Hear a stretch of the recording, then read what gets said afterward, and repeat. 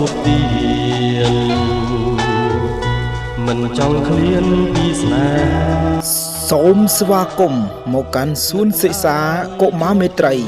នៃសាលាបឋមសិក្សាជំនុំរាយបែបទេបងនៅនឹកមិនភ្លេចនឹកជានិចឆោមពិសី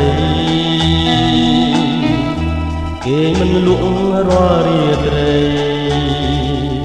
អាឡ័យស្នេ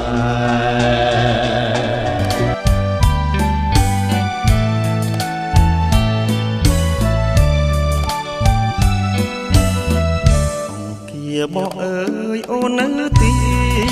ណាលឺតែវាចាមិនឃើញអូនឲ្យបងចាំតែអូនបាត់សូពុំឃើញរូបសួនអូនខាងរឿងអ្វី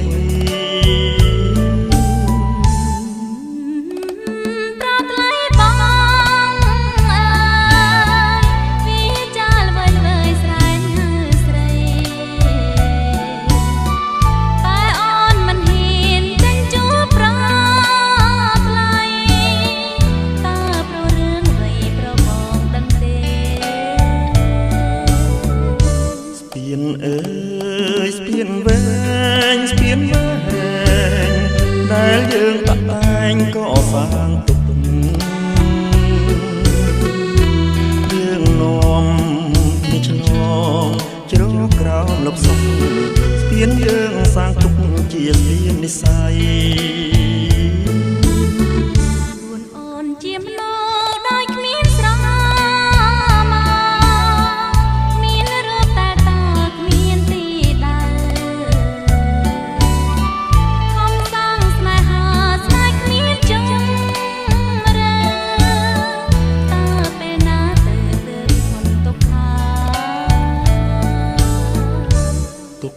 អ្វី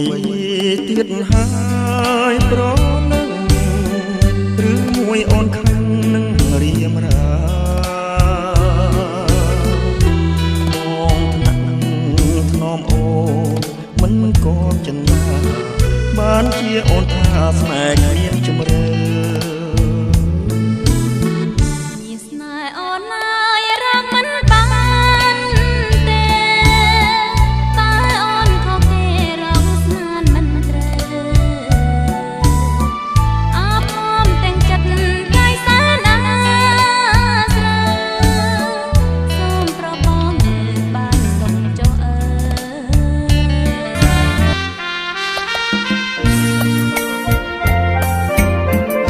លាបសៀមរាបបងគេងសូ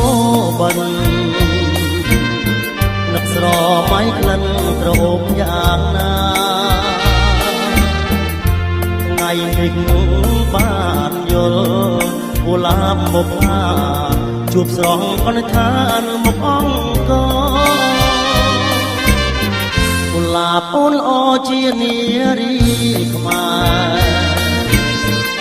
បានជួបស្នេហ៍លុនតួអង្គអូនលុកគ្រឿងឆ្លាំងទាំងចិត្តទេសចរឃើញរូបអូនល្អចំស្នេហ៍គ្រប់គ្នាបងជាកាំងវ័យមានភពជាងគេកុលាបមាសមេអូនមានមេត្តាងូតទឹកកំសានបារាយទឹកខ្លា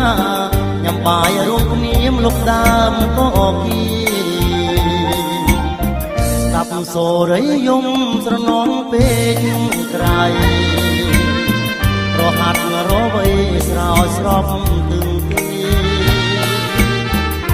បាយ័នបាំងខែជួយធ្វើសាងសីបងស្នេហ៍រូបស្រីលោករីអើសា